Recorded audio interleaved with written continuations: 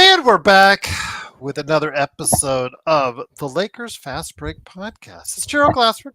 Coming right back at you here from Lakers Fast Break. Pop Culture Cosmos, where we cover the latest news and trends in pop culture each and every week, twice a week, wherever you get your podcasts. On the latest Pop Culture Cosmos, I dropped it first for members only, and then it became wide everywhere else. My spoilerish thoughts on, of course, Captain America Brave New World. Did I like it? Did I not like it? Myself and TJ Johnson, one of my great pop culture friends, stops on by, and a Lakers fan, I will let you know. He stopped on by to go ahead and talk with me about what he thought and what I thought about Brave New World. And you can go ahead and check it out today, wherever you get your podcasts on the Pop Culture Cosmos channel. Plus, also as well, Joe Soros here. Go ahead. First off, if you need a new fighting game in your life, go ahead and head on over to Steam and get yourself some Corrupt. C-O-R-E. C-O-R-E-U-P-T on Steam. Corrupt right there for you. The indie fighting game of the year. Plus also as well, of course, he is the man behind his great company that he owns, Simblades. Simblades with a Y.com. Check it out. If you need a new lawn transformed into something much more magical than it is today, go to Simblades. Simblades with a Y.com. Also, our good friends, the Lakerholics crew. Appreciate them stopping by this past weekend. They were all four of them were there. It was great to see all four back together, talking about Luka, talking about the Lakers, talking about the playoffs, the All-Star break, and all that good stuff. Go ahead and check out what they're doing each and every day at Lakerholics.com. My good friend, Alfred Esmond, we're going to try and see if we can get him back on tomorrow, right around 6 p.m. Pacific. Hopefully. Keeping fingers crossed. He's been doing a lot of baseball work for the Baseball Network. He will be stopping on by for some NBA observations. I just had a great conversation on the Legends channel earlier today. He interviewed me for over an hour. He's usually on this show. He may be on tomorrow with us. So we'll go ahead and give a shout out to him and his great channel as well. I Got Next Sports Media. Of course, Empire Jeff TV covering the Dodgers and the Lakers. Fortunately, the Dodgers don't have the same issues as the Angels do with hearing that Mike Trout having to move to right field from center. That's so funny because, he says it's to save injury. So if he still gets injured for the entire season, like he has pretty much every season for the past few, there'll be no excuses there. He should have just been a designated hitter. But you know what? Jeff doesn't have to worry about that because he's got a full line of pitchers, a full line of hitters. He's got everything right there. Joe, too. They've got a full line of talent going there. I miss the old days in Vero Beach. I don't know about you, Joe. I don't know about you. I miss the old days in Vero Beach. I think the tragedy is that Mike Trout's going to be our modern day Ernie Banks. I agree. It's really this is a part of baseball that has been not discussed enough in terms of why maybe it's not where it should be in terms of an audience. Mm-hmm. You can't have arguably the best baseball player on the planet for at least 5 to 6 years and not have him sniff a playoff run. He did get one in 14, but he wasn't the best baseball player at that point, arguably. But he definitely was from 15 to 2020. That's for sure. And you had Ohtani on top of it as a chaser, and you still couldn't get things done. Sorry, Jamie. Yeah, the owners should take blame for things like that. That is not a player issue. That is an owner issue. And maybe the leadership and the ownership needs to be reevaluated. But it is what it is. With all due respect, I don't give two craps about the Angels, so it doesn't affect me as much. Unless he's traded to the Dodgers. There you go. But of course, it is Empire Jeff TV covering the Lakers and the Dodgers. Want to go ahead and wish him well as well. But go ahead and make sure you like all these different places and things and people. But make sure you also follow us as well by giving us that like and subscribe to help those Google, YouTube algorithm thingies to go ahead. They tell me that it's supposed to work when you like a whole bunch and when you subscribe a whole bunch. It gets people that don't know us to know us. So please help us out with that and become a member today. Not only have I dropped some stuff in advance for you, like our new intro for game time, we put that on the airways for members first. We put the pop culture cosmos, the latest, my thoughts on Brave New World. We put that on the air first, and also PC Multiverse, all that good stuff, and Lakers stuff as well. We put that stuff first for members, and that's just $2.99 a month. So you do go ahead and help us out right there for you at the Lakers Fast Break Podcast. What's up, Aussie? Good day, my friend. Good day. That's my terrible Australian accent. Sorry about that, John. Didn't mean to insult your entire beautiful country. And I know also as well Xbox, who probably will just like to slap me upside my head for that. But it is, of course, Gerald Glassford. Thanks again for watching, listening. We're back from the All-Star break.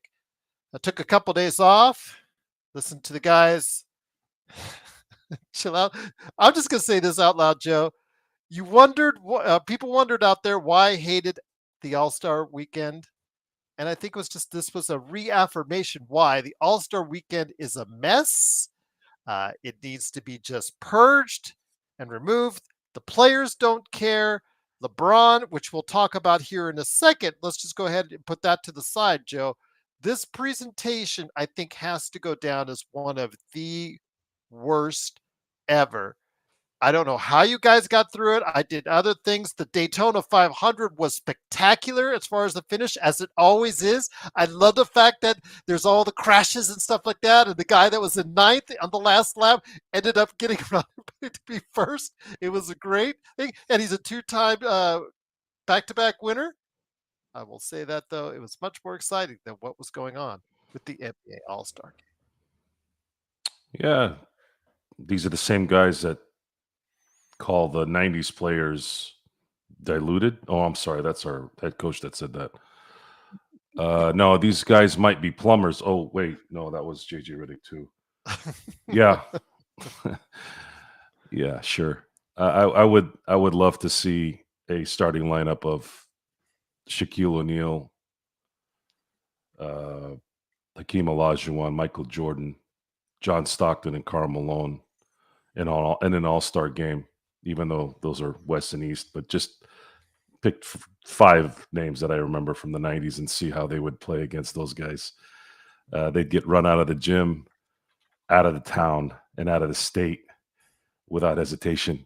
We'll never know, but I can, if you needed more proof at what a bunch of pussy-ass pansies the NBA player is today, it's you got some proof here. And there are exceptions, folks. There are always exceptions.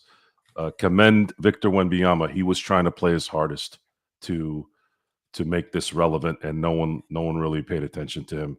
So we may need to. They may need to shift. They may need to.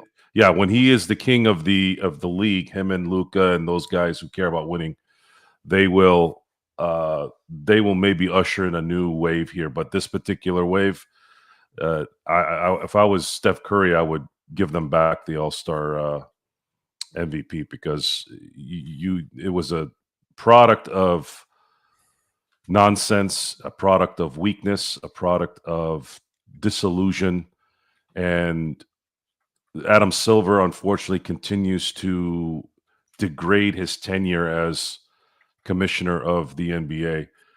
It's not going well for Adam right now. He's not likely going to go anywhere, and I do like Adam Silver, but he has been horrible, really horrible the last 4 or 5 years handling the NBA and its personality. I couldn't agree with you more. He wanted to win. I'll give, yes, they did try to circumvent him and Paul and what have you as far as the skills. They wanted to win. That desire to win is what's missing for the most part on All-Star Weekend. Mac McClung, congratulations to him, but seriously, these are not stars.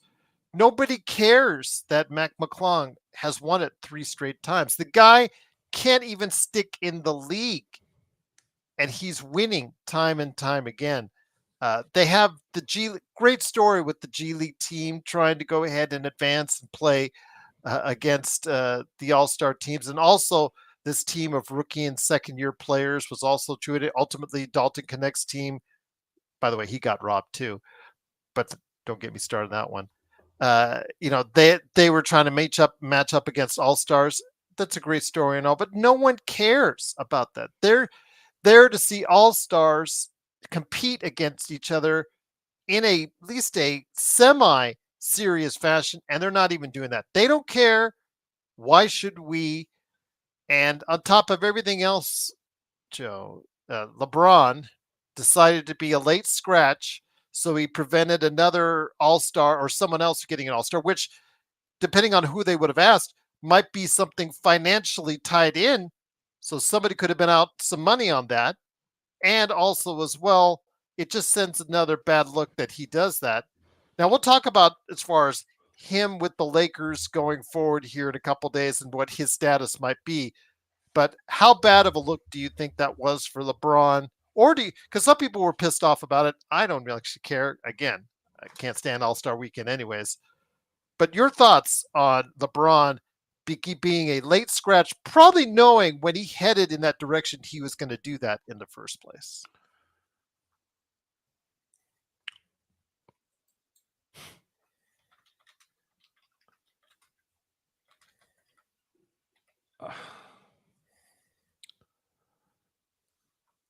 Maybe he got there and realized what a shit show it was and decided, I'm not going to risk a torn ligament for this garbage. Looking at it from an objective standpoint, maybe you should have done a little bit of due diligence on what was going to happen really, and maybe, or do this. Kobe, I can't remember what year it was. Kobe was somewhat injured, went in for a play, and then got out. I would have done something like that if I was LeBron. But this All-Star Weekend thing continues to be very similar to how the NFL runs their halftime show at the Super Bowl. They're trying to be hip. They're trying to cling on to some young audience. Credibility is what hurts in society a lot. Credibility is so bad everywhere. The NBA is just a microcosm of that. Sports, everything in culture is kind of a microcosm of that. Is you have entitled, you have propped up lazy, stupid, weak morons. I'm talking all through entertainment.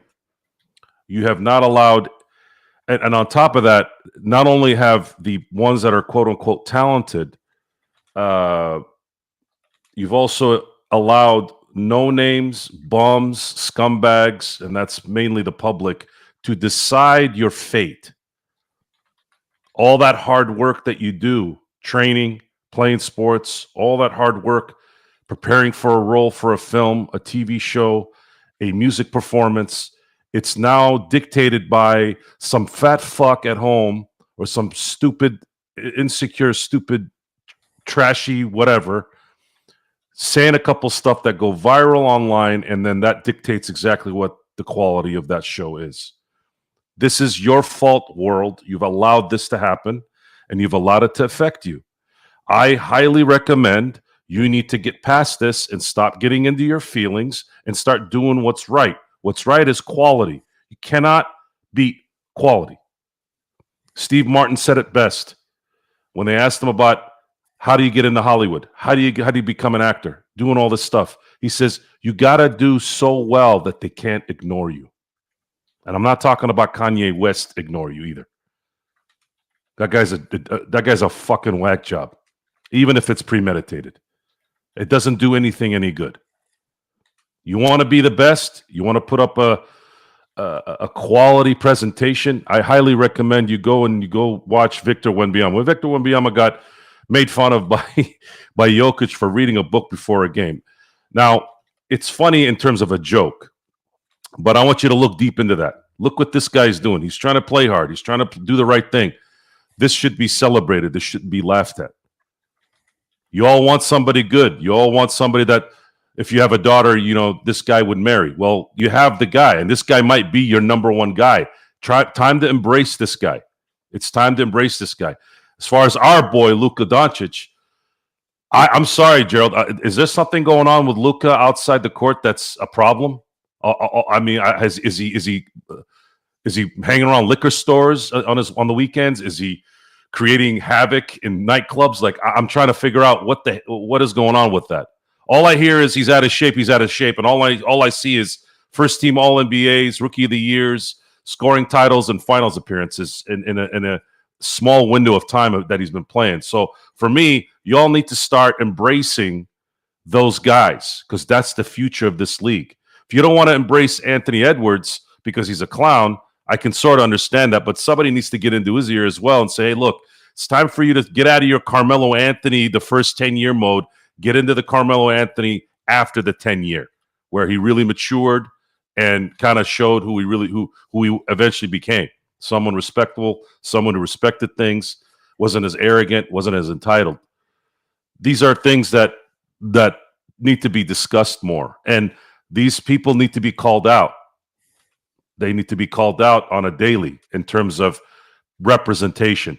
We cannot get into this paying attention to strangers online or anywhere else. That stuff's dictating everything now. I'm watching the Super Bowl, and I liked the song.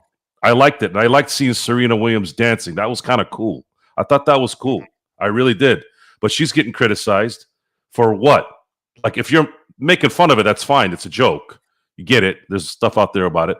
But I don't understand this. Like, what used to date Drake. That's why. It was just because the whole song and the whole concept of that whole performance was to finalize the feud between Kendrick Lamar and Drake.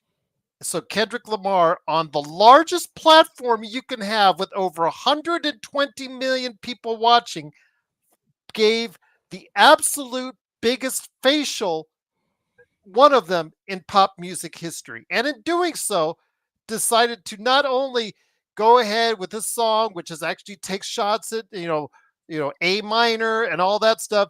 All that stuff lays into going ahead and taking continuous shots at Drake. The thing on top of it, including the fact that in the stands, they put game over in regards to the battle between both of them, to not only rub it in, you have his ex-girlfriend dancing in the middle of this whole performance to rub it in even further. This was all laid out, all planned out, and I don't think it could have been any better executed by Kendrick Lamar. You want to end a feud, Joe?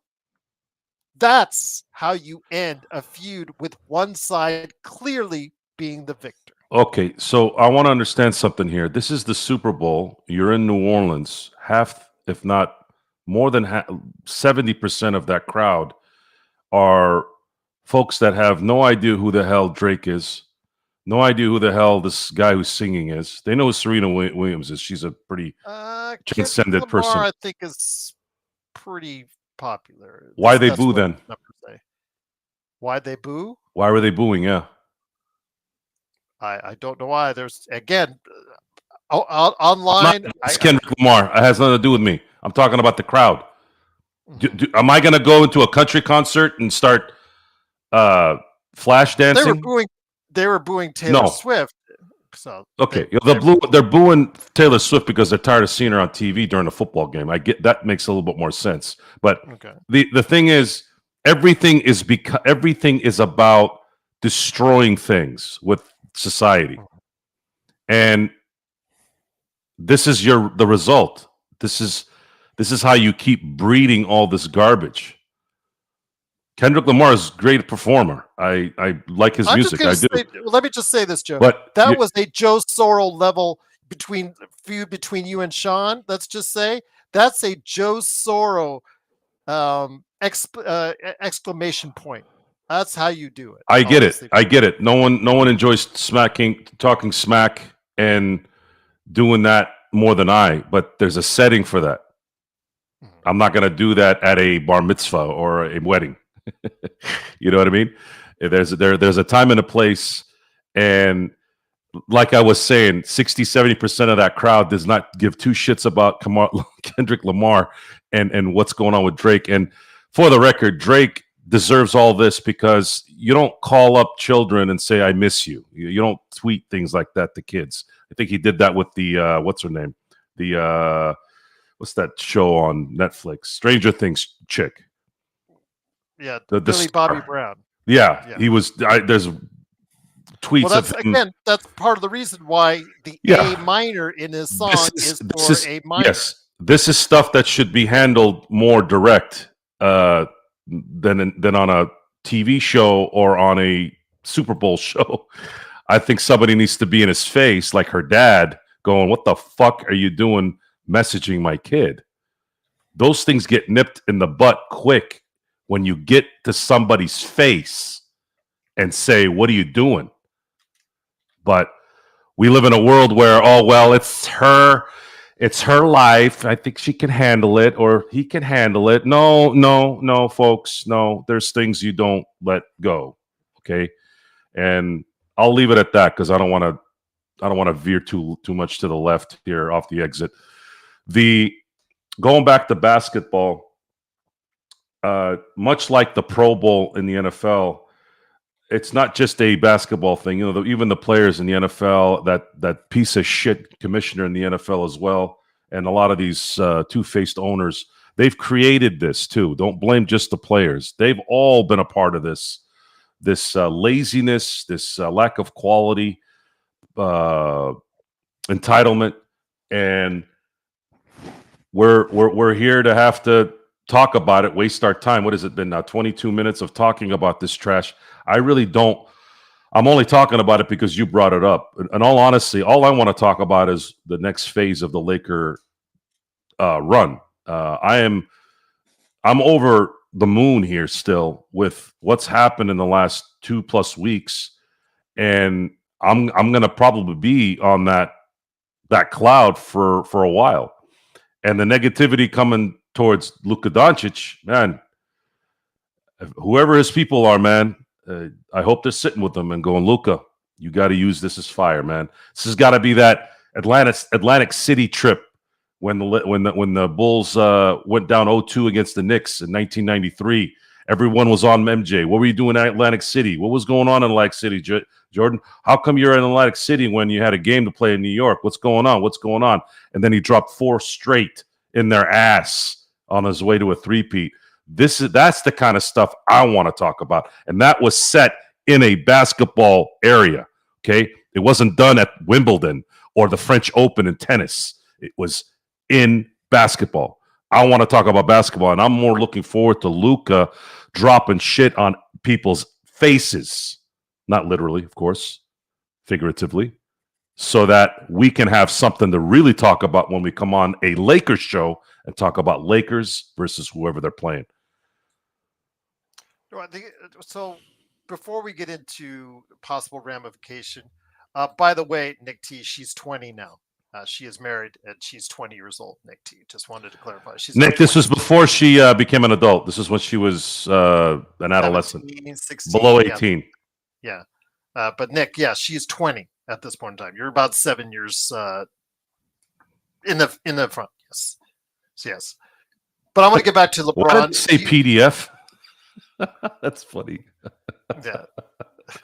That's fundy. Be that as it may, your thoughts, though, did it really make a difference to you? Again, the only thing that bothers me is if he knew probably when he went, he was probably not going to play.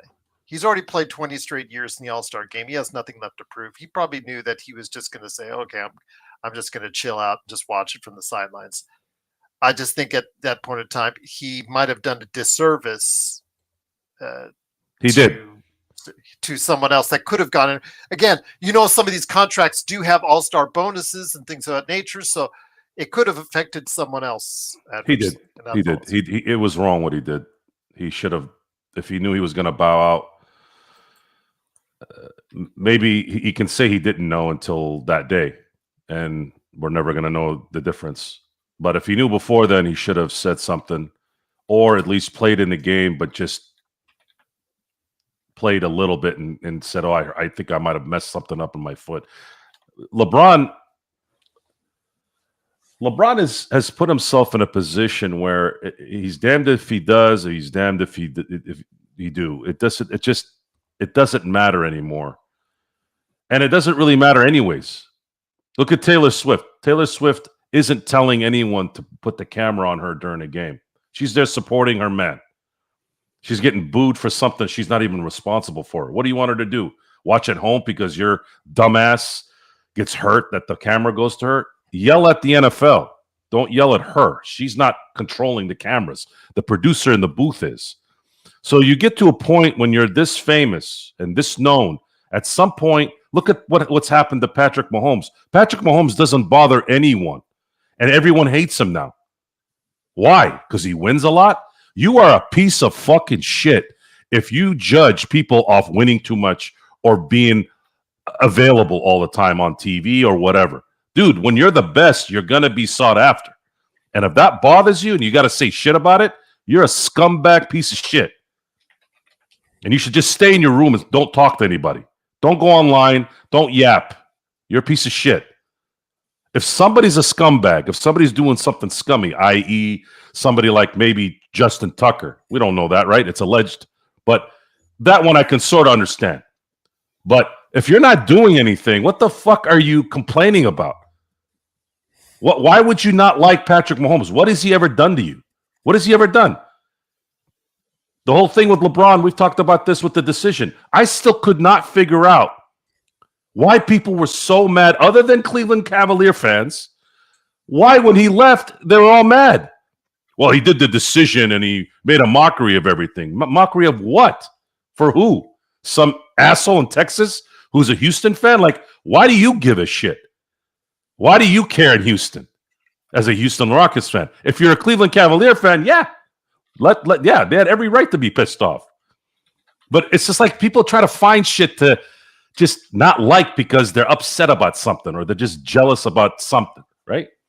So this whole thing, again, it's going to come down to, are you going to let scumbag, moron, idiots dictate who you are? And then at the same time, you got to balance the quality of things. So what LeBron should have done, should have played in the game. He should have just said, I'm going to play a little bit, or not even say anything. Play a little bit and then sit down. And if they come back, hey, LeBron, what happened during the game? He goes, I think I felt something in my foot. And I kind of started getting worried. Now you're going to get a lot of questions for that, right? Now everybody's going to get scared. Laker fans are going to start jumping off buildings and yapping about maybe you shouldn't have played in the All-Star game. You see, and then now you don't win again, right? If he doesn't play, you're going to be pissed. He plays, he gets hurt, you're going to get pissed. So which one is it? Pick one. You can't have both. And this is stuff that's not talked about enough. You got to figure it out. Common sense. You can't do both. You can't say you're humble and then do things where you're arrogant. It looks stupid. So I don't know what else to say. I'm looking at it. I'm trying to answer the question based off of not being a Laker fan. Because if I say who gives a shit, I'm being selfish because I'm a Laker fan. I'd rather him not take the chance to get hurt. But from a participation standpoint, he was picked by the fans to be a starter in the game. He should have went and played a little bit and then sat. Kobe did that. Everyone was okay with it. They understood he was injured. We all understand that happens sometimes, and you don't want to risk. He's got possibly 2 more chances at this, so it makes sense. It's okay to let Magic play after his diagnosis. It's okay for Michael to make the All-Star game the last 2 years, even though he wasn't technically an All-Star. He's Michael Jordan, damn it. He created this damn thing. So that's what this is for. But they at least just show up and play a little bit, and then you can probably sit down after that. At least that's what I would have. That's the one small thing I would have done that would have been different. Once again, it is the Lakers Fast Break. It is Joe Soro along with me, Joe Glassford. Thanks again for watching us. Truly appreciate it. Big shout out to Chris, who's watching us from Knott's Berry Farm, Joe. It's awesome, man. We had Raphael telling us he was just back from Disneyland where he wore the Luka jersey, and he had everybody, just all giving him praise except for the one Mavs fan, which came up to him and bemoaned. That's classic. When he said that, that was awesome. But big shout out to Chris, who's right now at Knott's Berry Farm watching us. Truly appreciate it. Those Hey, are just look, great anytime. stories. Hey, I'm gonna say this right now. Hey, you said it was Chris, right? Because I'm not looking at the. No, Chris is at Knott's Berry Farm So now. Chris is at Knott's Berry Farm hitting us up. Yes. Hey, Chris, that's baller status, man. Come on. I mean, that's pretty good. That's stuff we do.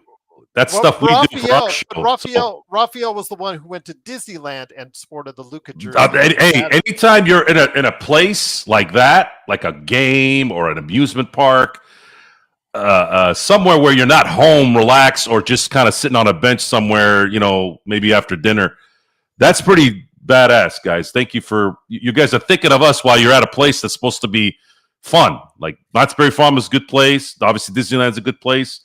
So, hey, salute to everyone for that one. That's great. Absolutely. And again, I know you're with the kids, but don't get caught on the Sky Tower thing that circles around that goes really high up in the air. I got stuck up there for 15 minutes. Jeez. Yes.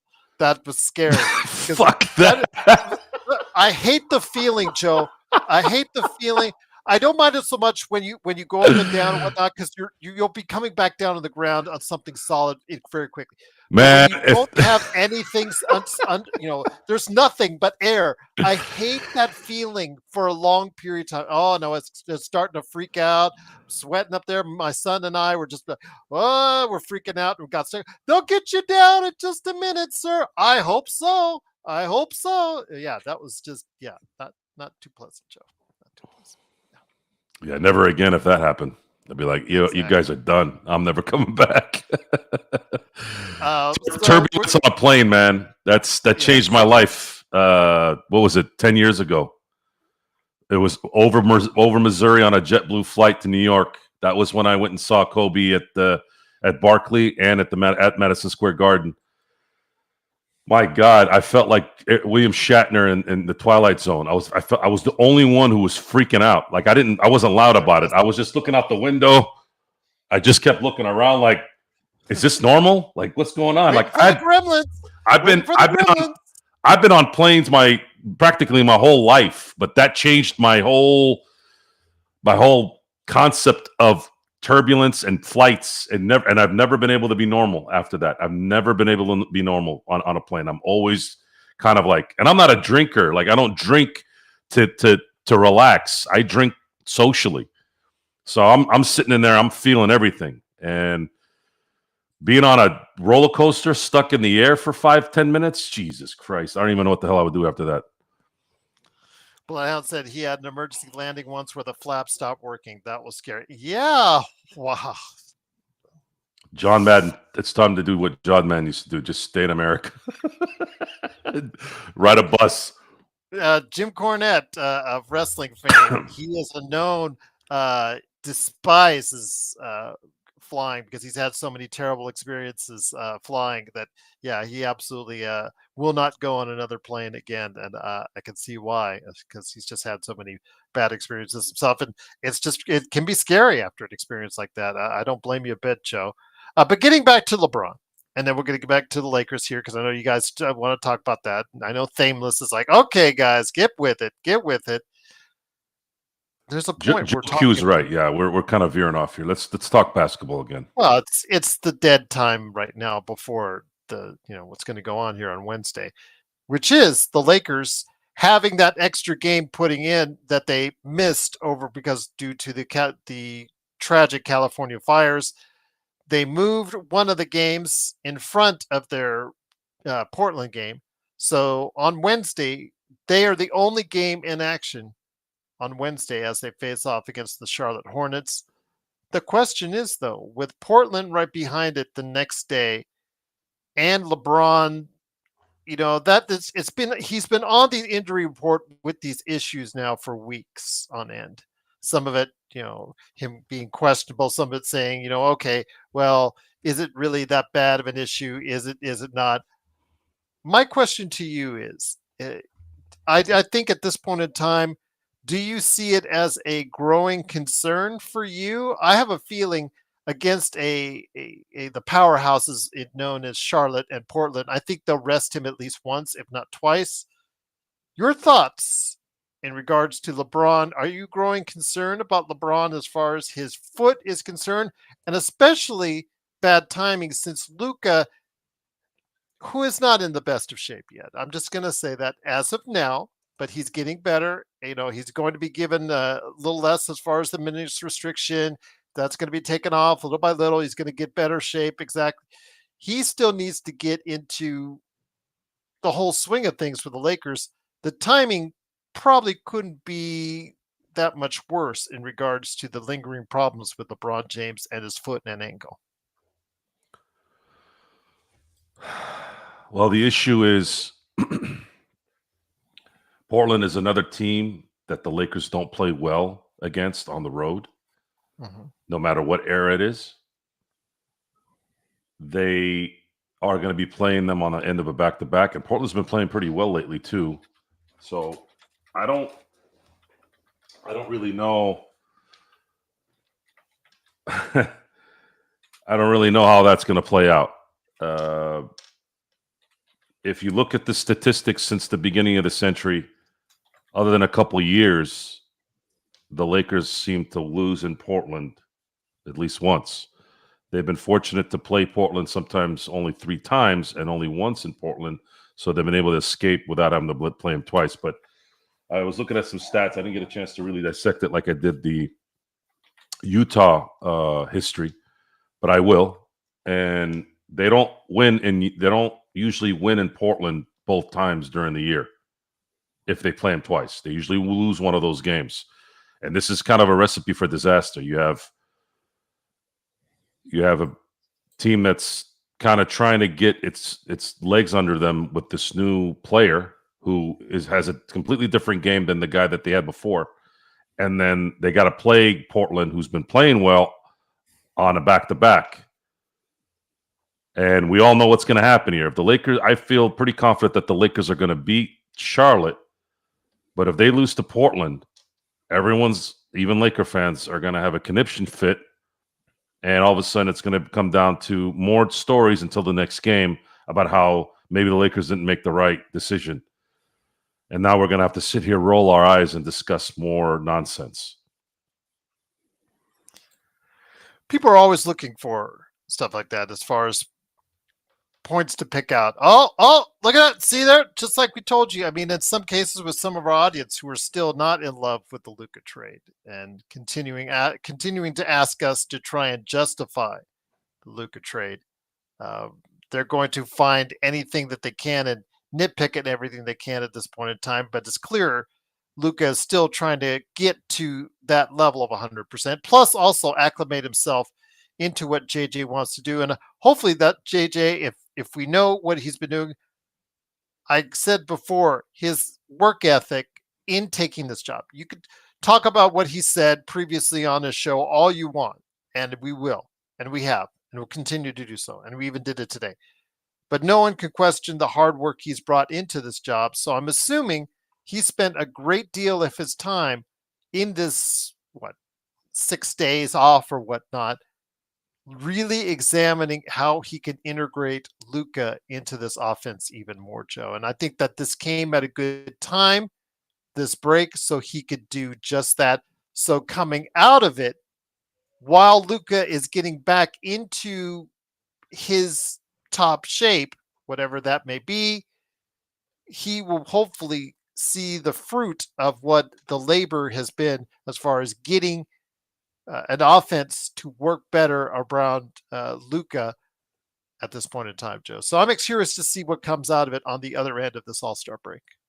I think the hardest part of the transition is really going to be how you're going to protect. How are you going to protect the defense? That we can't. The Lakers cannot afford to have DFS and Gabe Vincent sitting anymore. That needs to stop. And I don't care who you're playing. I think if they had taken Utah seriously in that game by not having Gabe and DFS sitting, I think the Lakers would have had a chance to beat them. And they were missing free throws, which means their focus was off. Sometimes those games happen, but I can't help but say that the Lakers are not in a position to do that. They're not a 1 seed or even a 2 seed. You are tinkering between an area where 1 or 2 games might make a difference between home court in the first round and not. You cannot risk. And these Because are right now they don't. you are not, yeah, and you got younger. You got considerably younger with that trade on top of it. I don't want to hear about mid-20s and late 20 players not having enough rest. That's bullshit. Okay? All these guys are in their 20s. A lot of them are not even in their 25 yet. So you all need to get ready and play, and you need to win games. You need to make sure you get one of them top 4 picks in the standings. Otherwise, you are toast. If you start this run on the road, you will lose quick again.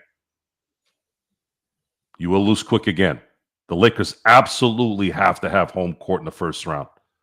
It might not even be enough to finish it off or get wherever they want to go, but you're going to have less of a chance if you don't do that. And that is a mentality. That's a mentality that needs to be instilled in this team. And that's just hard. It's amazing that we have to discuss, this person needs to play basketball when that's their job. It's comical. You even have baseball players. I saw how many baseball players playing 155, 158, 159 games last year. What? You telling me that baseball is more difficult? Less difficult? I mean, you're playing basketball. You're not getting hit. You're not really getting hit like in football or in hockey. Lakers have to start really. They have 30 games now. They're 32-20. They have 30 games right now to make sure that they finish this season off at the least at 18-12. Win 50 games. I believe 50 games will clinch that 4th seed at the very least. They might need 52 though. You guys are not. We're not arguing with you on Jordan. Yeah, I understand he played 82 games. 9 times, BC. He played 82 games 9 times. Yeah. Including the last year he played with the Wizards. Yeah. We're never going to argue with you on that. John Stockton's stats are pretty crazy, though. Yeah. Look at John Stockton's stats. It's pretty amazing. One of the best abilities that you have as a player is your availability. And that's something that seems to be lost. And it's funny because whenever somebody does play 82 games in the season, it's like this great big thing where back in the day, it used to be something that was just, you're expected to do and you're expected to go ahead and be a part of. I understand we're not asking players to be the next Randy Smith, Joe. As you and I know, he was like the epitome of being there every single game, him and AC Green. But these guys, they seem to be. I haven't heard that name in a while. Yeah, Randy Smith. Did you see it new? But anyways, I'm just saying at this point in time, these guys seem to be out for any reason, hangnail or anything like that. It just seems to be like the smallest things keeping these guys out of the lineups.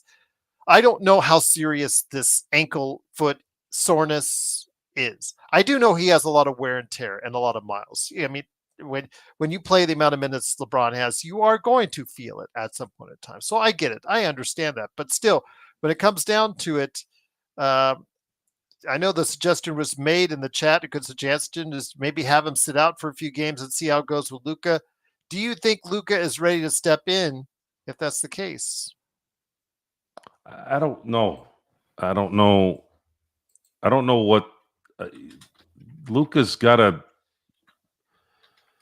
Luka and LeBron have positions that you can't just come in and okay, let's do this. It's a little easier if you have a big man, small man chemistry right out of the gate, i.e., Pau Gasol and Kobe and the Lakers in 2008 when he got traded to LA. Now that was to the extreme. Like he fit in like he'd been playing there for years. I'm not expecting that kind of effect, but even if I was expecting something, it's hard. You're talking about two ball handling greats that are going to have to feel this out. And then players are going to have to get used to Luka's ability to yo-yo, and they have to kind of work their timing on that. And what I mean by yo-yo is you don't really know what Luka's going to do. LeBron, you could see probably 2 or 3 seconds before he does what he does on what he's going to do. You don't know what Luka's going to do. You don't know if he's going to do a step back three. You don't know if he's going to go into the paint. You don't know if he's going to go to the hole. You don't know any of it. You can't see it. So they're going to have to get used to that. It's kind of like when Magic would throw a pass to certain players at the beginning of his career. You know, he'd hit guys on their heads because the guys aren't used to thinking, oh, he's going to get me the ball. They're probably thinking they need more space, more area to operate for him to get the ball, but he would get it to them in spots they probably would have never been used to. And when they got hit in the head by the ball, they started going, okay, I got to pay attention at least 2 or 3 seconds before I do my break just in case he gets the ball to me. So the team has to understand that. And LeBron is going to probably play more off ball because this team likely needs Luka to be kind of the 1A while LeBron can be the 1B. And where they'll help each other, especially LeBron, is now LeBron doesn't have to hold the entire offense in the big games where he gets taxed at the end of the game because he's going to have Luka. And Luka, people complaining about the issues with Luka and his health and all that. Well, the reason why Luka is probably getting hurt is the fact that he's shouldering every possession, game in and game out. And the deeper you get into the playoffs, that's more pressure, that's more time, that's more tiredness. There's a lot of stuff going on there. He needed a break. He needs breaks sometimes during the game to get himself much more healthy during the end of games. That's where LeBron will help Luka. That's the end game here. Pardon the pun. And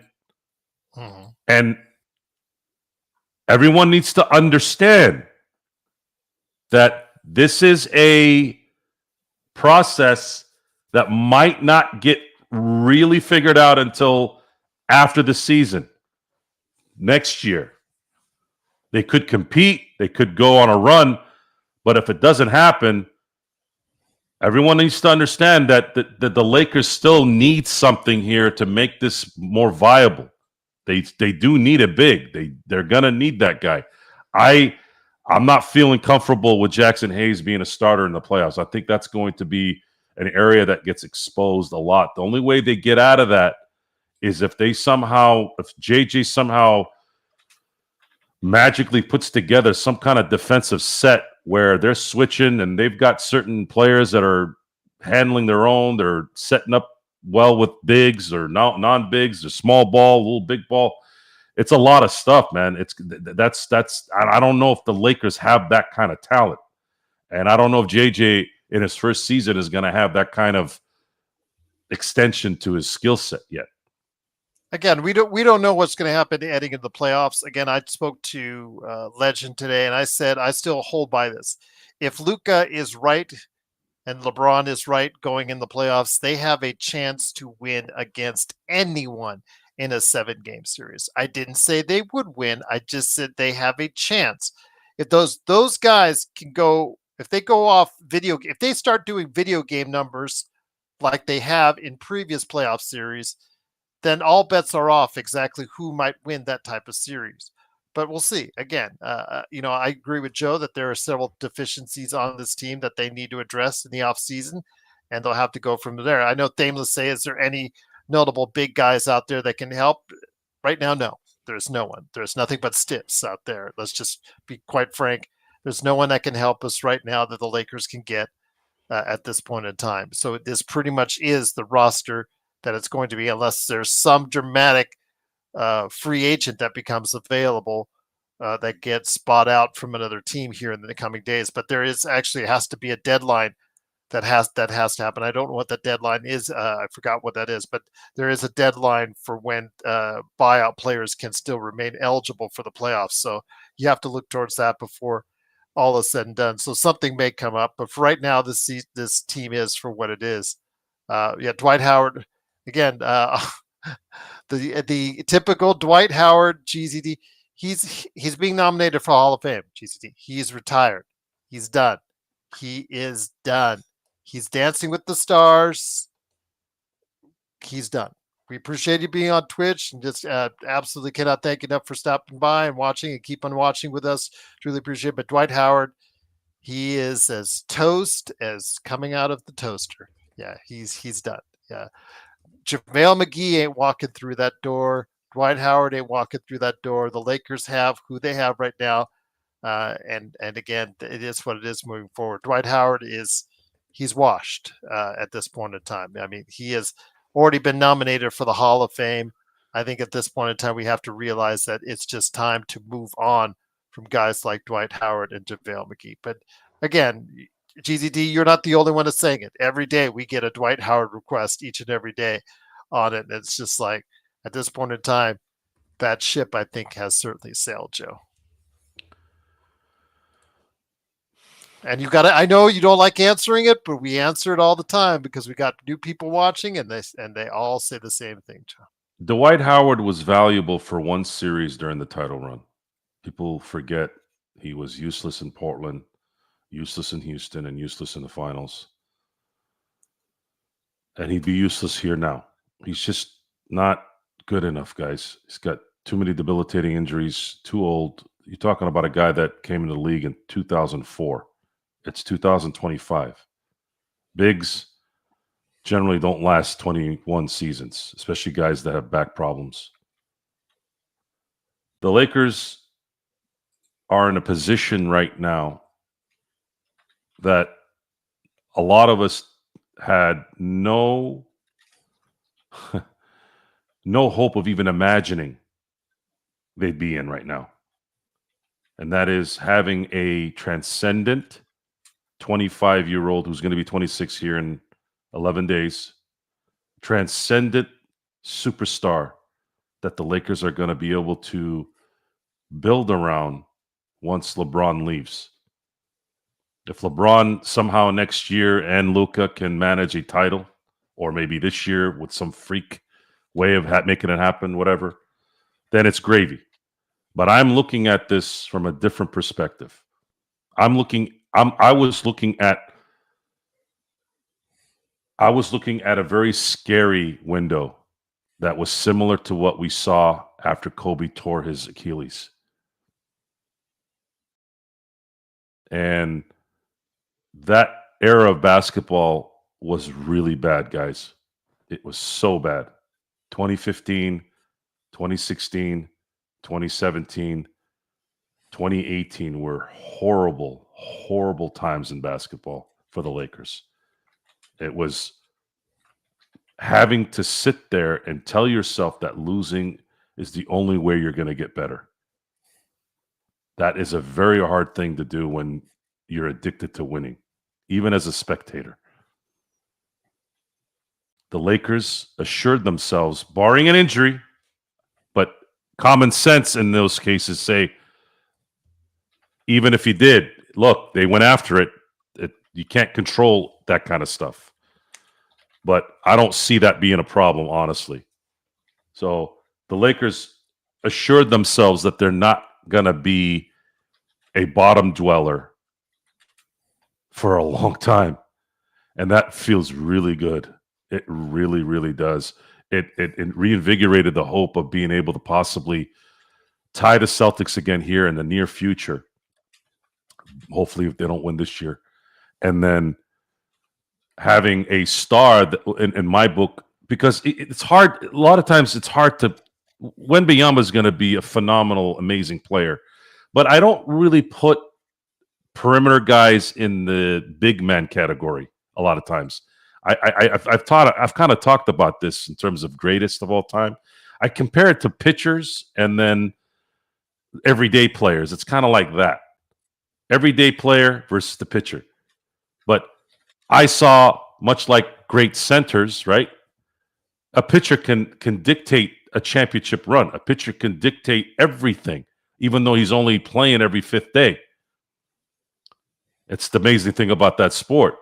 And that's while both positions are, every day in basketball, it's different when you're comparing big men to the perimeter guys. To me, perimeter guys have more control of a game because they still got to feed the big man.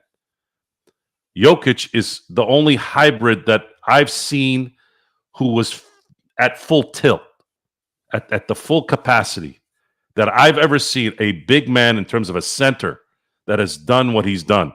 I got to see Arvydas Sabonis for a short amount of time. There was a little bit of Vlade. Vlade had a little bit of that, but not in this level.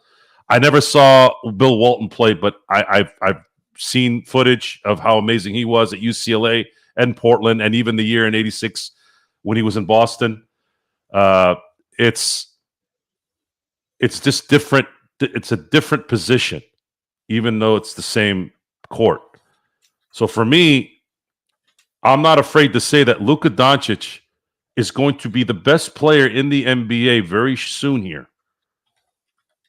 And on top of that, he has that unique skill set that I've been saying over and over again since he's become a Laker. Because there's very few guys out there that can do it. Even the great ones, the ones that go to the Hall of Fame the first time out, won championships. Not everybody has that clutchness in them, and he does. And I feel very, very comfortable in saying this. The Lakers will build around Luka. They will give him what he wants, and there will be people that want to come play with Luka. That's a fact. But there again, and as I said with Legend earlier today, I said that I'm not a LeBron hater. I'm not a LeBron stan. I'm just a LeBron. I speak the facts, whatever it is. And somebody said earlier in the chat, I think it was Enrique, who said, I want LeBron to be retired. Okay. So if he retired today, where are you going to find 25 points a game, 9 assists, and 8 rebounds a game? Shooting close to 40% from three. Where are you going to find that player? Because automatically you're just going to assume because it's the Lakers, they're going to find that player. Yes, I understand they've been very fortunate to find players like these or have players that want to come play with the Lakers. And with Luka being there, obviously it's going to be more attractive. But why not see what you can do to have LeBron still playing at an elite level alongside Luka and whoever else you get?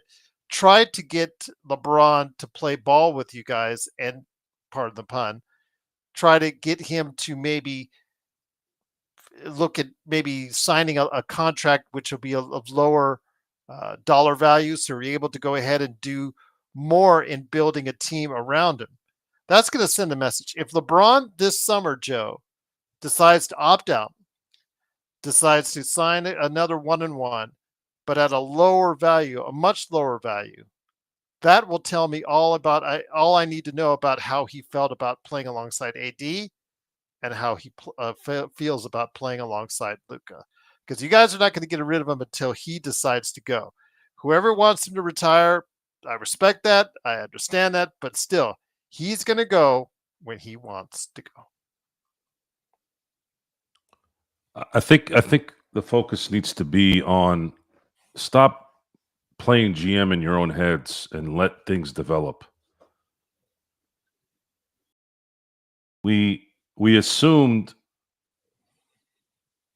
I assumed after the draft that this team had no idea what the hell they were doing because there was a 3-year backlog of it. There was justification on it. Much like Dave Roberts' inability to call a damn game the right way. What I meant by the right way as in feeling what's going on. He did a 180 in the playoffs. And those who understand baseball understood where I went with it. Number one, in analytics, the analytics world, you never bunt. He bunted twice. He actually scored an important runs on the first one.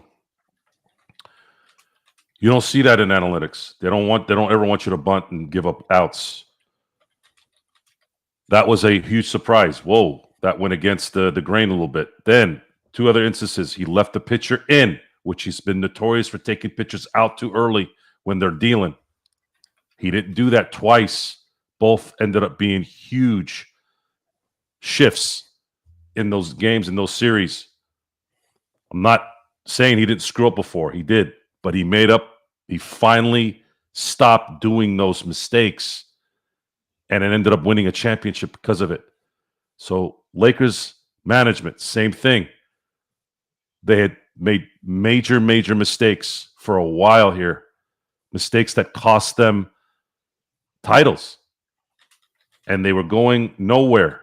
They were worried about children and development when you're like, dude, why are you, if you're worried about development, why are you paying 2 guys to develop? I thought this was supposed to win championships. You have AD and LeBron. Well,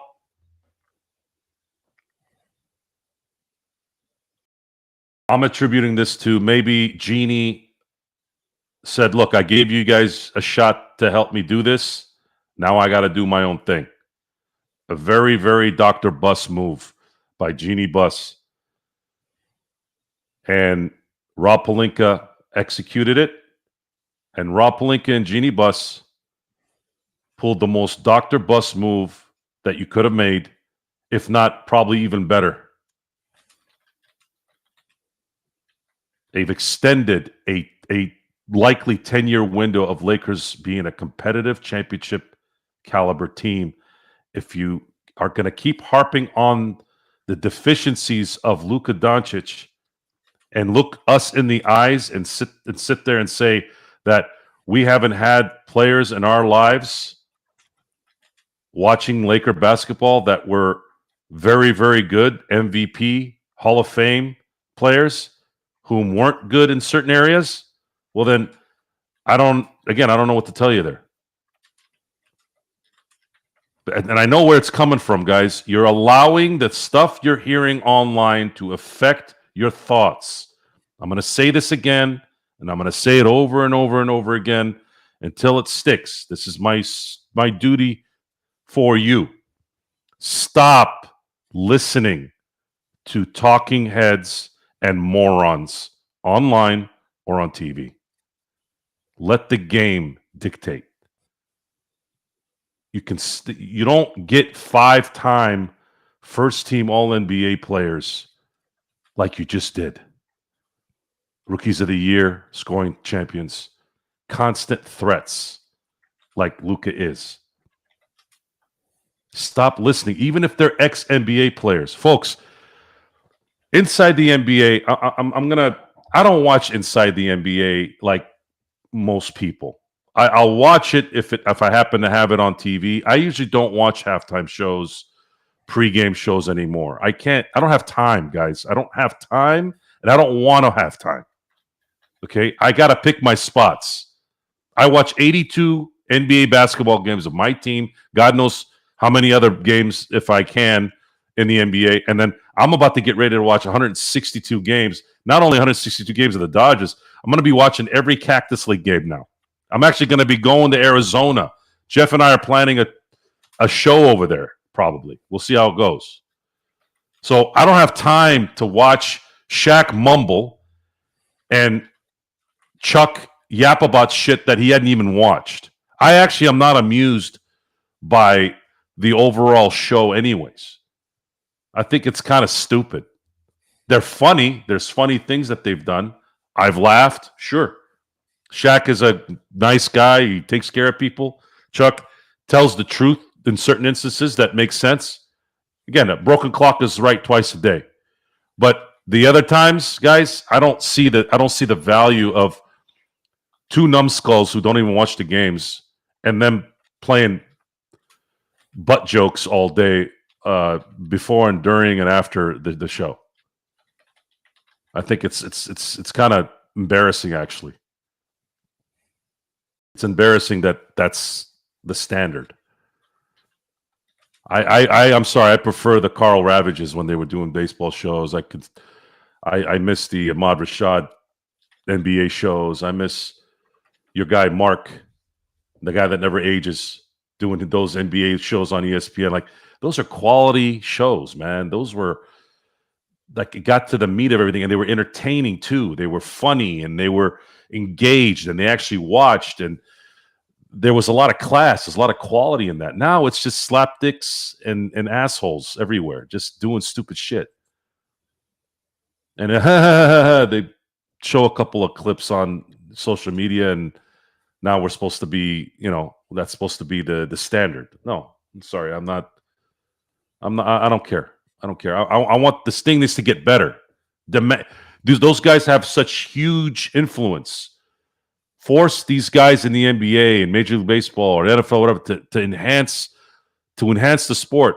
Troy Aikman has talked more this year than and he's always kind of hinting, but man, he has been critical even on the telecast about how the NFL has just been a freaking shit show with these calls. There needs those kind of like the Troy Aikmans, like those guys have so much influence. There needs to be more to help that process.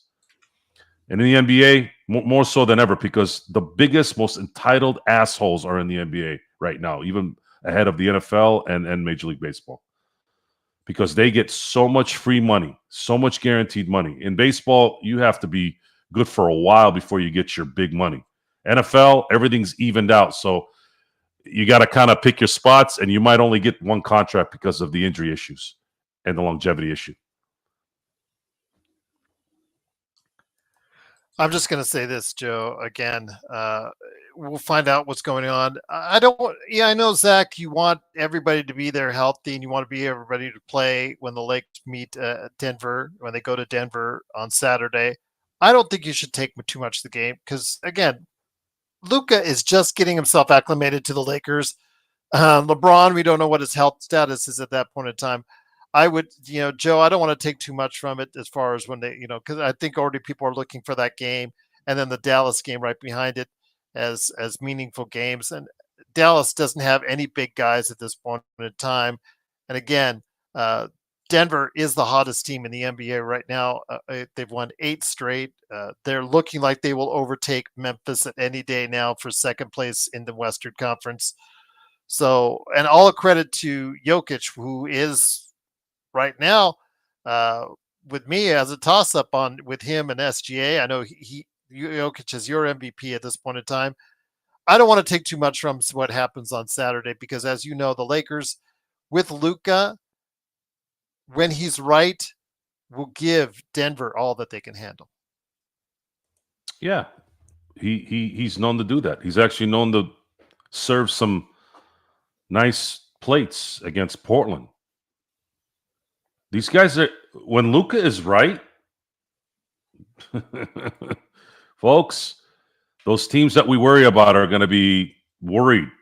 When Luka's right, might take him a minute, but when he's right, there's a threat now. As much as Anthony Davis is a threat down low when you get into the basket and his defense, I'm going to tell you right now, man, they're more afraid of Luka than anybody else in this league. I don't know any player in the league other than maybe Jokic where people are afraid when he gets the ball. It's really Jokic and Luka when I see players and their panic. There's very few of them left, guys. There's very few players that inflict that kind of fear on the opponent. And it's really only Jokic and Luka. Not Giannis, not Jimmy Butler, not even Steph Curry anymore. LeBron, sure, he has a little bit of it, but not. They know they can wear him out at this point in his career, and it's the way it goes. You can't be LeBron from 5 years ago. And I remember that you had said something about Luka and his negative record overall against Denver. Somebody pointed that out again in the chat. I know you had a good, I don't want to say comeback, but you had a good retort for that. And obviously, the first thing is he's now on the Lakers, so it should be completely different at this point in time. But you look at his numbers aren't half bad against Denver. No, I said he played well against Denver. Yeah, but I think somebody pointed out that he has a losing record. True, they do Yeah, have the losing record. Yeah, the losing record is an interesting concept on this because Kobe had a losing record against LeBron. Michael Jordan had a losing record against John Stockton, except for when it mattered, obviously. This is still a team game. This is still a team game, folks. And you also have to understand that the team record sometimes can skew your focus on timelines. Like, Luka came in 18, 2018. Denver was coming up, so maybe they lost more games the first 2-3 years he was there. Maybe pay attention more to what was going on the last couple of years to put a nice barometer on it. When I would talk about Kobe's losing record against LeBron, I'd have to explain to people. I go, well, look at the statistics when LeBron is covering LeBron. I'm sorry, when Kobe's covering LeBron versus when LeBron is covering Kobe, and you'll see a drastic difference in the comparison in terms of skill sets, at least in those categories. And then you also have to understand LeBron was winning at a time when Kobe was not. Injuries, and that plays a part in that. But people will want to use that as a reason, just like they do when they say, "Oh, well, he made it to this particular spot more than this guy, or he did this, or he did that." Whatever. It's a team game.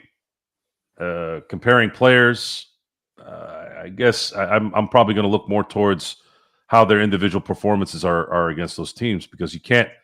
How are you going to gauge the team thing if Luka's playing with 3 or 4 other guys that aren't able to stay with a Jamal Murray or Michael Porter Jr. or an Aaron Gordon or a Jokic?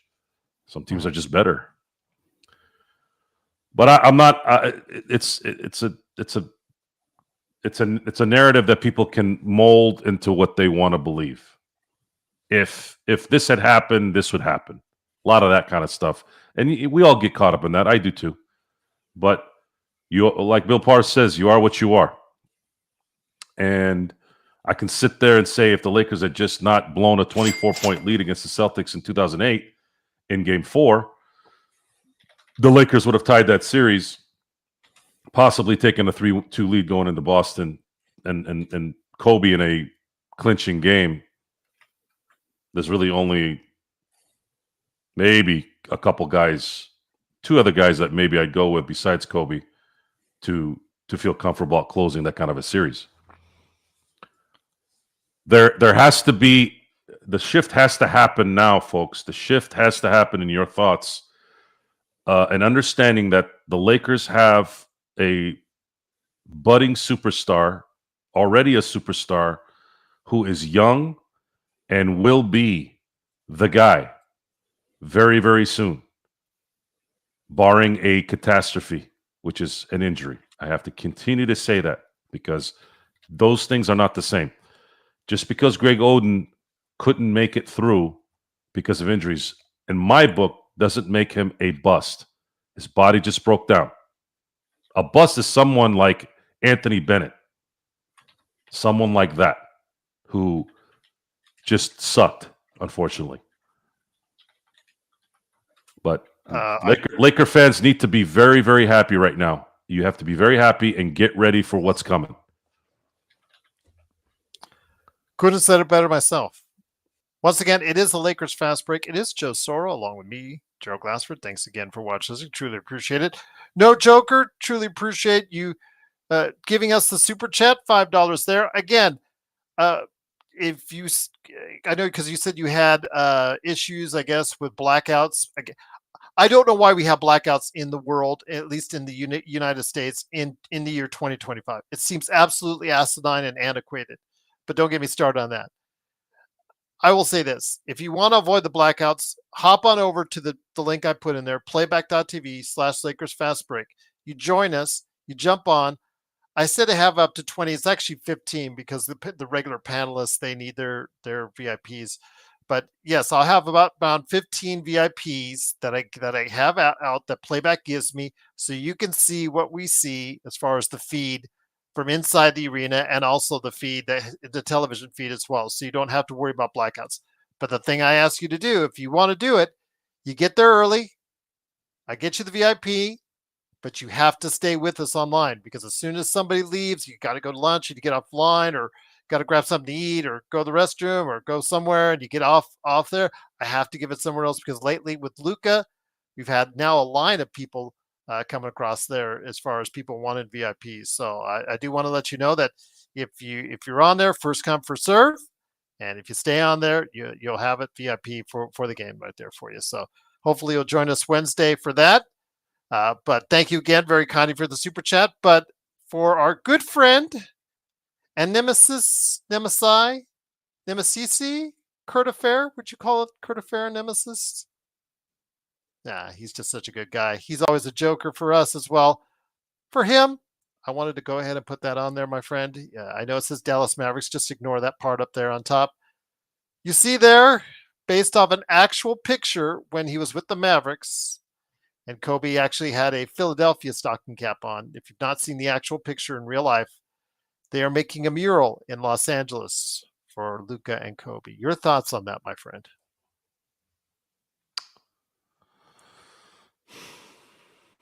Another reminder. Another reminder. He would have loved him being here. Yeah, that cap was a Philly cap. The shirt, the hoodie he's wearing was the WNBA hoodie that sold out in 30 minutes when he was The wearing orange it. one, yep. And then Luka was wearing the gold jersey, but not purple writing. They might have done that for other reasons. Actually, no. I do know that they likely, because we live in a litigious world or country.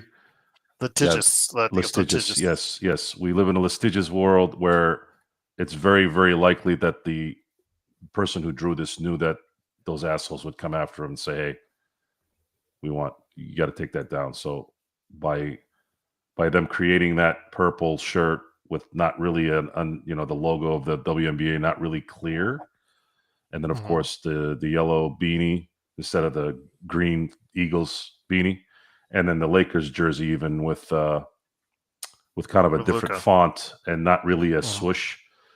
I had to explain this earlier today because everyone was like, "Wait, they got this wrong." I'm like, "You guys don't get it. You guys, they can't do it because these scumbags will come after him and tell him to take it down or pay him money." There you go. Joe Soro mural is next. How about that? Oh, I appreciate it. He'll be yelling at someone, probably me or Sean. So there you go. No, not at all. I don't. I hope I'm not on a mural because usually that means something bad happened. I'm fully content In memoriam, Joe Soro. I'm fully content on doing what I do here, yet not being too much out there too. It's Sean and I talked about this earlier too. I like to entertain, I like to do my thing, but I just don't want to deal with headaches either. The thing is, though, Johnny DeRozan, let's say they find a pathway for him for the Lakers. He is 35 years old. It just, if you're deviating from a 40-year-old to a 35-year-old, the 40-year-old is actually more productive at this point in time than the 35-year-old, although he's still playing at a pretty good level. I just would like to see them have something more definitive in what they would go after as far as players in the offseason, whether it's a center, whether it's a more defensive-minded guard, whether it's a third star, whatever. I just want them to be more definitive that that third star, whoever that would be, or whatever elite player, like the instance, for instance, the Williams trade, Joe. The idea is to have a player that was at young and be able to grow with the Lakers. Whoever the Lakers get, I don't want to see them continue to get older around Luka. I would like to have them have the foresight to get someone that is obviously talented, but it still has the ability to grow with Luka and evolve with Luka for the next 5, 7, 10 years? Oh, well, to answer Joey Lynch's question, I thought this was a brilliant question. Mhm. Who do I like more, Shohei or Luka?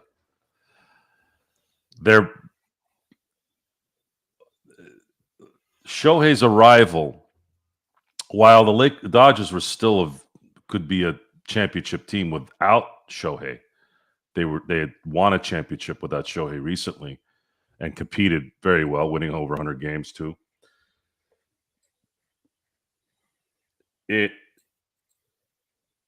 did mean something in the end though, because I still believe that Shohei probably set the stage for the win when it probably wouldn't have been a win. And what I'm talking about is the 3-run homer against the San Diego Padres in Game 1 of the NLDS. If Shohei does not hit that 3-run homer, and this is how baseball is all the time, it's always a play here and there that can dictate a run. But because it came from him in an area where a lot of times the Dodgers have kind of come up short, they were down 3-0 against a team that had already kind of played them down a lot this last year. And then they beat him in 2022 when the Dodgers should have won it all. That 3-run homer set the stage for what ended up being one of the greatest runs I've seen in baseball. Slide over to Luka and the Dodgers. I'm sorry, Luka and the Lakers. Luka has an even bigger impact because of how small those impact players are in the NBA. And the Lakers were staring at something very, very dark after LeBron. And now we don't have to worry about that. So to put an answer to this, I'm going to have to sell out and say that I like both this equally. Like my children. They're like my children. I like them equally because they're going to be just as important equally to their teams. Abraham, I really do. Although I think the Dodger one is a little bit more likely than the Laker one. But I feel like I've won already. Guys. I'm still in complete. I can't. My brain still is it's registered, but it's still sometimes I forget, and it kind of comes back again, and that's the cool part is you forget, then you realize I'll be online, I'll be doing something for work, and all of a sudden I'll get an alert or something on my phone, or if I'm looking at a sports site and then I see Luka in a 77. Got Luka. I forget about that sometimes. See, and that's the thing, BC, is the Lakers and the Dodgers in their history. So the Lakers, their first year in professional basketball was in 1947, 46-47 season. Dodgers started in 1884. So if you fast forward to the 60s, where the Dodgers won a couple championships in that decade, I believe it was 1963 and 1965. The Lakers were losing to Boston in that decade. They never really had like that run together. Even in 55, when they won in Brooklyn, they weren't really in LA. So I don't know if you could really compare that in the 50s, because that's where the Minneapolis Lakers won most of their titles. So you don't even, fast forward to the 80s. You could say, Gerald, I mean, you remember the 80s pretty well. The Dodgers won more World Series in the 80s than any other team, but it was only 2. But they were pretty competitive that decade. And, of course, the Lakers were the dynasty in the 80s. So that was probably as close to having both teams do their thing. 88 was the year they both won. And then fast forward to 2020, I mean, those guys both won within a month apart because of how the schedule turned out because of COVID. And that was it. That was kind of like a one-off at that point, at least for now. But with Luka and Shohei, there is a legit chance that the two LA teams could have simultaneously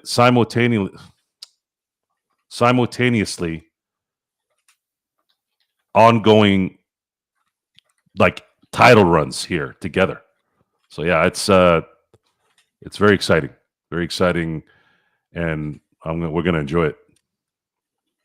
I think if you could pry Duran, best league as far as the center, that would be interesting. Although They again, tried to get Duran, guys.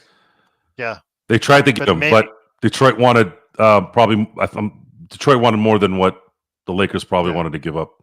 And Detroit's on the come up, and they'll obviously want to retain their core. So I don't think that Duran will be gettable. Turner, again, great rim protector, great three-point shooter, terrible rebounder for a guy his height. His average as far as 6 or 7, I think, at best. So you would still need a rebounder alongside him in order to try and accentuate that. I would say Mitchell Robinson if he was actually healthy, but he can't stay on the floor. So if you get him for cheap, I mean, you could look down that road as far as a purely defensive-minded, great offensive rebounding machine. When he's in there, he's one of the best offensive rebounders statistically in the NBA. That would be something to look at. But again, he can't stay on the floor past 20 games. So, unless you were able to go ahead and get him for absolutely cheap, I would advise against that, or you have the same situation that you had with Mark Williams. So it's just, again, I want some time on it. I don't want to be like Laker Tom, who's already tweeting out there, his 5 perfect centers that he's got idea that would be perfect fits on the Lakers already. And I'm just like, we haven't even finished the season, Tom. Let's get into this when the season ends. Let's worry about the here and the now first. But that's Laker Tom. He's always doing stuff like that. But I mean, just off the top of my head, I mean, that's probably what I would want to go ahead and do. Someone in their mid or early to mid 20s that you think has still some upside to give, that can grow with Luka and play well off them, and what their strengths are, like the lobs, like the whole 9 yards that we've seen him, be prospered of. And of course, LeBron's going to play as long as he wants to play. It be that as it may, LeBron obviously can work with a center like that as well. We've seen how effective he can be with centers like that roll to the rim, and how effective he can be with that. It's because you've got 2 great passers that can go ahead and work with a guy like that. So we'll see. Would it be great if you could also stretch the floor too? But that would be awesome. But I would rather have a defender and rebounder, rim runner, like a better, much better version of Jackson Hayes. That's 7 foot, athletic, and can do the things that you need him to do inside. So we'll see how that works, Joe. But I don't really want to talk about that as much now, because that's for another day. When we get into the offseason, those are going to get into some heavy conversations on where the Lakers can go and what direction go. There's still a season now that's upcoming here in about 2 days. On Wednesday, the Lakers go back at it. They're the only game on the schedule for Wednesday, with the game that was transplanted against Charlotte. So I'm looking forward to that. And I'm looking forward to seeing what the Lakers can do in this, I don't want to call it the second half, but post-All-Star game, post-All-Star break schedule. I'm looking forward to seeing what the Lakers can do then, and Lakers can do with Luka getting back to what we know Luka can do. Yeah, it's going to be an interesting couple seasons here, Gerald. The LeBron factor will likely be part of this, at least for one more year after this. Where I think things can get very interesting is the offseason of 2027, which is the year after next year. You've got some notable names that could be available if they don't pick up their options. Now, the cynic in me, much like before the Luka trade, says that a lot of these guys are going to end up taking the Supermax deals if they are all NBA players, guys like Donovan Mitchell, Jokic, Giannis. But we have to keep it open at this point based off of what we've seen. I've seen it all. After the Luka trade, I've seen it all. So there's no more of this, oh, this is what's going to happen, or that will never happen. Anything is possible from here on out. So those days are gone. Oh, it won't happen discussion is probably never going to come out of my mouth unless it's saying something like, well, Chris Paul is not going to win a championship again. But even then is, well, what if he just hangs on to, what if he gets bought out and goes to Denver and Denver wins it all? Well, what if he gets bought out and goes to Boston and they win it all? Whatever, right? But the Lakers are going to have 2 off seasons no matter what, for sure. Just a matter of, is it going to be consecutive off seasons where they're going to build a Luka team? Will they go into that 2027 season or off season where there is a lot of talent that could be available? The Giannis, Michael Porters, Jokic, if they decide to not pick up their options. Will one of those guys see the opportunity to play with Luka in LA? Those are the questions that we're going to be asking. This team, and of course, is that going to mean that LeBron isn't coming back after 2026? That's going to play a big part in that too. I would like to think, based off what the Lakers have done here, that I think they're going to probably, unless they win it all in 2026, I'm pretty sure they're going to say, thank you, LeBron, for being here. We've appreciated your service. We're going to go another way. Based off the current contract. I don't share that same confidence. I think LeBron leaves whenever he wants to leave at this point. And I think he's going to stay to Bryce. He would have to. No, please stop talking about that. I'm just telling you that. This trade should have made everyone understand that now it's time to go to the next phase of this. We're not waiting for another lack. This is not. No. And I don't want Kyrie Irving on this team either. Kyrie Irving is done. Kyrie Irving, in my book, is still effective. But I've seen enough of Kyrie and Luka together. He's going to get the cash in this summer with Dallas. Good. They have no choice but to throw the bank at him. No, the Laker team needs to start focusing on after 2026 and building a team for Luka Doncic, putting at least 2 other players on this team that are going to mesh very, very well with him, and then build around those 3 guys. It doesn't necessarily need to be 2 superstars with him. At least 1 superstar and 1 dynamite player like that, or 2 really, really good dynamite type players. That's how that needs to play out. Because Luka is likely going to. I'm taking a guess here. Luka's likely, if he wants to get as much money as possible, he's probably going to do the 2+1 this summer, and then play out those 2 contracts, and then take the max in the summer of 2027. That's going to dictate a lot of things, but at the same time, the salary cap's going to go up considerably after this TV deal is finally through.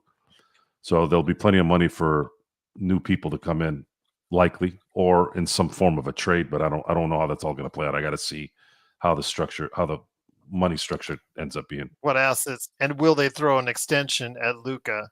Oh yeah, how that plays out. Well, there's no doubt. So the extension. Here, I had it written down here.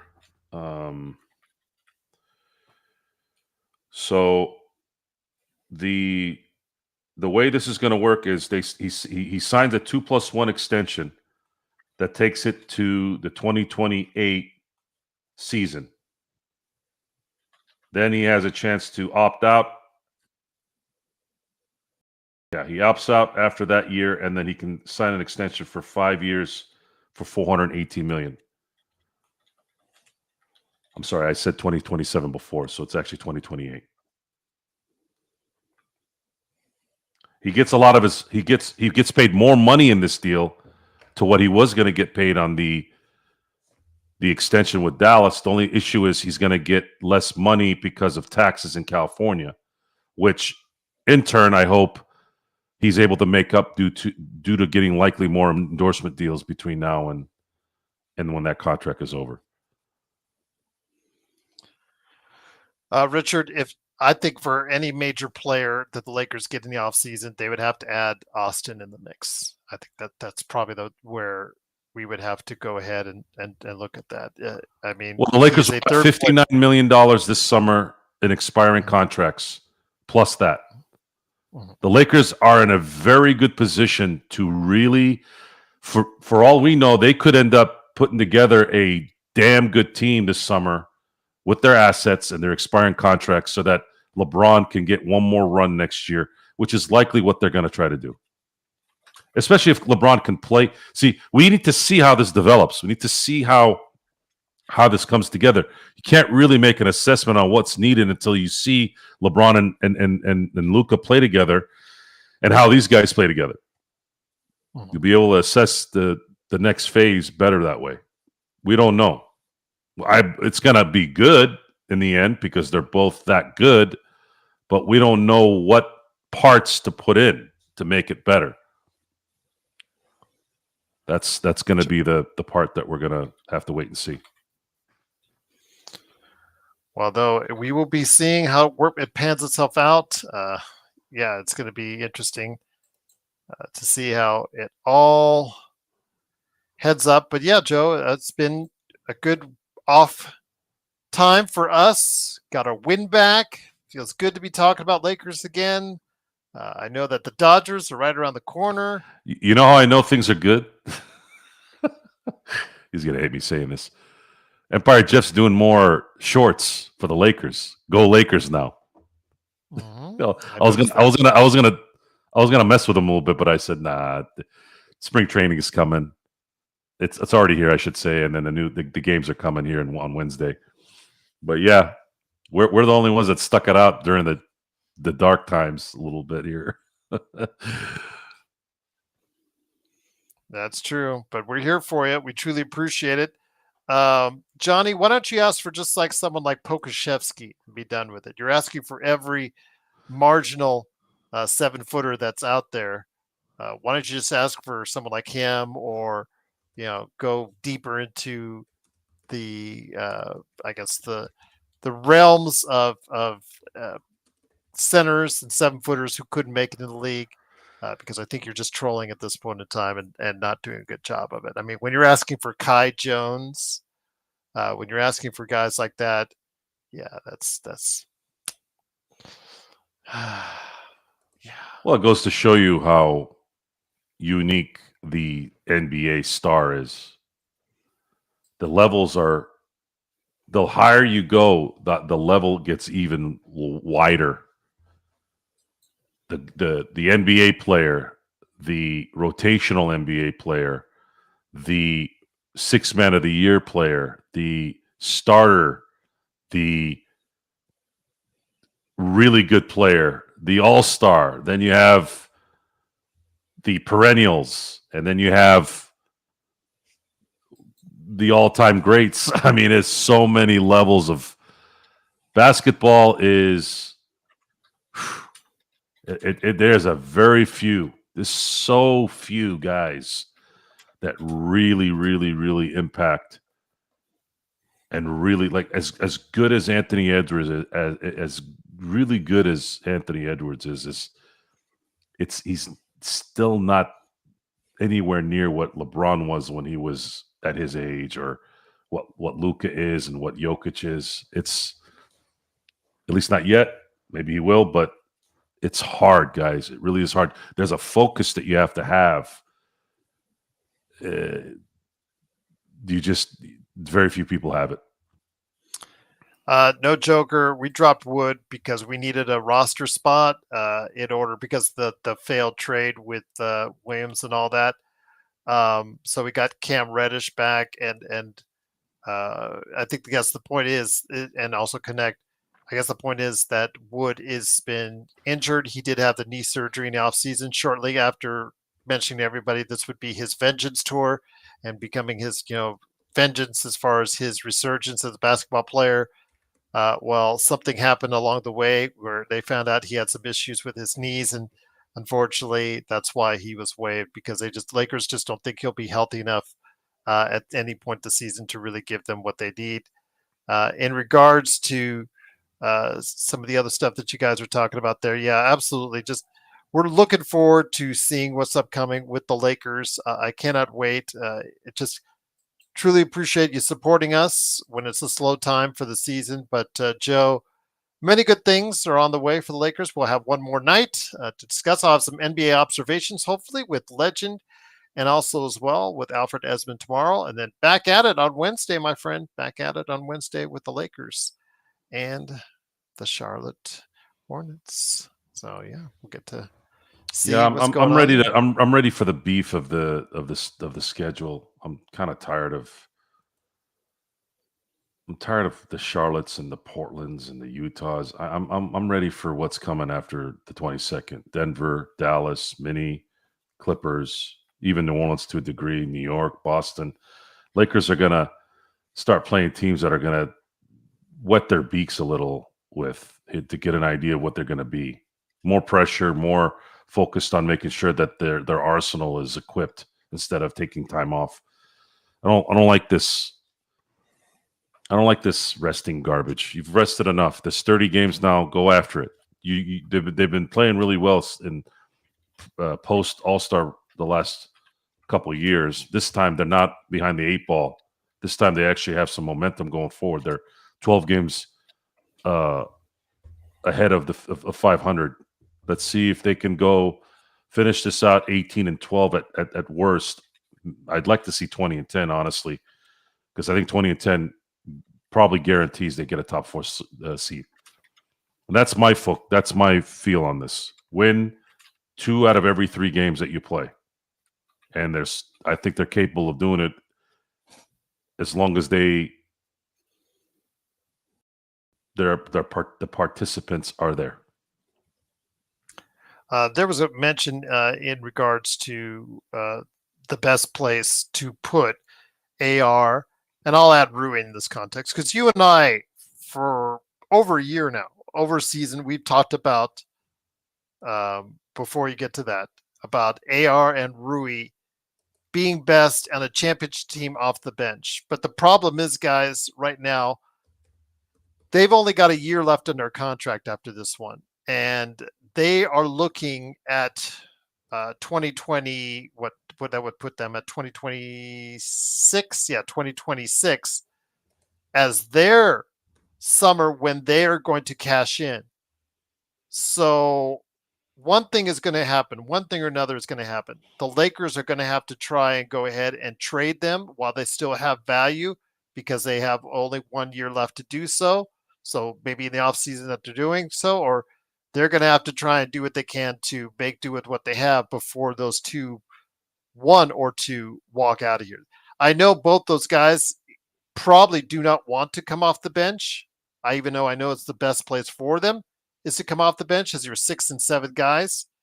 Still, for what they want to do and what their long-term future is financially, they want to be starting, Joe, and they want to be playing as much as possible. I agree. Yeah, it's absolutely. that simple. It's their needs or the Lakers' needs. It's what it will come down to, and it will lead to probably one or both of them being traded at some point in time. I'm not concerned about any of that anymore. The Lakers have a clear direction, and there's going to be discussions with Luka on what he wants, and that's how it should be. He is the ball handling star, much like LeBron. Who do you want, LeBron? They wouldn't got AD. Now they screwed up together in a panic, something we have to continue to talk about because that ended up kind of putting a stake in their run. But learn from your mistakes. They did. This time you are getting the player that you want in a much better position. LeBron was 34 when he came to LA. You're talking about someone who's coming 9 years younger. My guys, just put that in your mind, guys. Put that in your head a little bit. You're getting a guy that's 9 years younger than what LeBron was in 2018. Yeah. Let's say you're I'd say the hate that you're going to be enduring as Laker fans is going to be immense as soon as they start winning championships again. And I want you to embrace it. And I want you to continue to stick that stake in everyone's side and let them know this is the LA Lakers. Even Laker fans doubted, but we got egg on our face, and we're not going to get egg on our face again. And to answer Natalia, man, I gotta hand it to you guys, all of you tonight. You guys have been asking some freaking awesome questions tonight. Yes, agreed. Seriously, this might be an all-timer, honestly. That is a freaking awesome question, Natalia. I've had that talk a few times, and I've talked for hours with friends of mine because I grew up around a lot of Chicago Bulls fans. And of course, 99% of them didn't know shit about their own team. But we would have drinks and cigars, and we'd start talking a little bit. And I go easy on guys if they're genuinely like curious or can hold a good conversation. But I would say the 87 MVP, as Jordan scored 3,000 points that year. And he was by far the best player in the NBA at that point. He might even been better even before, but for sure that year. But Magic went to another level in 87. That was arguably the greatest Laker team, even more so than 2001 and even more so than 1972. That might have been the best Laker team of all time, where they went 65-17 and pretty much controlled the West, and then went on to beat the Celtics in 6 games to win the first of what would be the back-to-back championship run. I would say 87 on criteria and the fact that Magic Johnson probably had his best season that year. He scored almost 24 points. He was a 1 point away from that, but he was still an assist machine and a team marvel. He ended up winning the assist title that year too on top of that.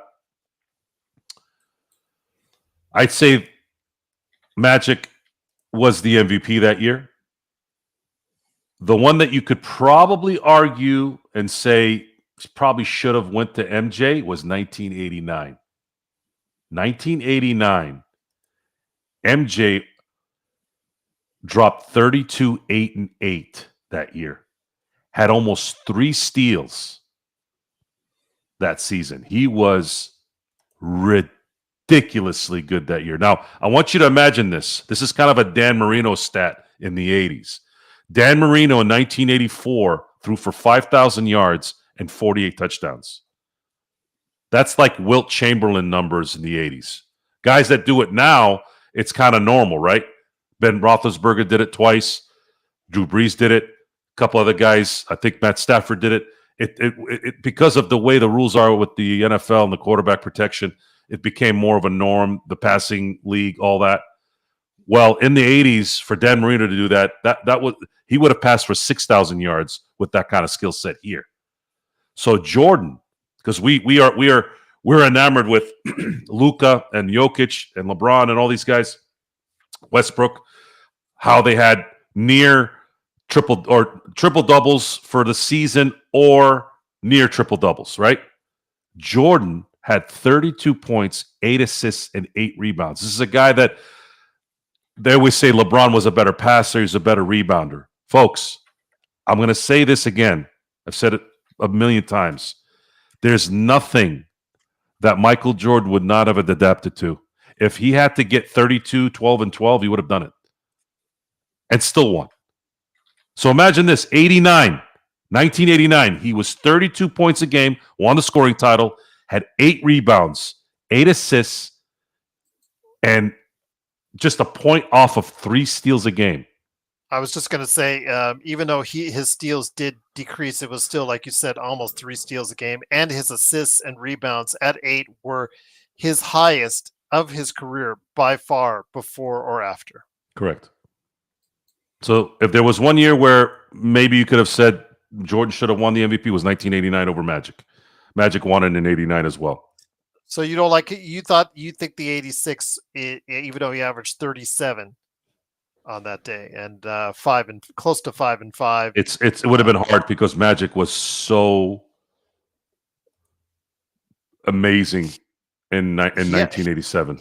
He also averaged 3 steals then and a block and a half on that year in 86. So Michael,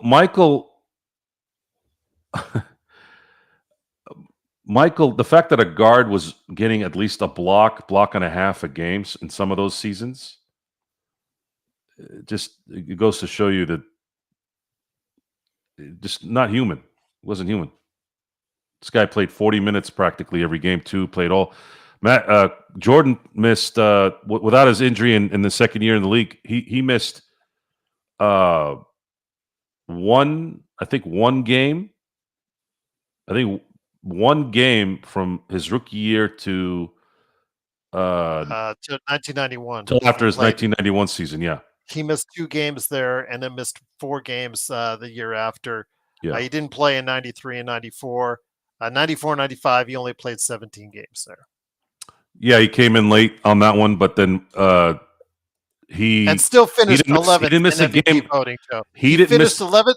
He finished 11th in MVP voting in and 17 only played games. 17 games. Yeah, he didn't miss a game. Not one game. The last three-peat he had. Yeah. So 1989, Natalia, I would say Magic got 87, but I think 89 he might have had an argument to get that one because that was his best season statistically in my book. So JY is asking, is the best case scenario for the Lakers 18-12 record to position? I could see that. I could see that happening. 18-12 to me. I think that's fair. I think that's fair for them to make that work. Puts them right at 50. Yeah. I had predicted 44 and being out of the playoffs. Yeah. So you picked them 11th. I picked them 11th to be out. Yeah. Yeah. I picked them. And 9th, if you look at the 11th seed right now, it's Phoenix, and they're 2 games below 500. And I heard something today on the radio, and it kind of turned on the light bulb in my head that maybe it might make sense. I think based off what he said might be true. I think San Antonio might not want to make the playoffs this year. I think they might want to get another lottery pick. Well, it's looking more and more like it, Joe. They're already 3.5 games out. They're 6 games under 500 right now. Portland is not too far behind them.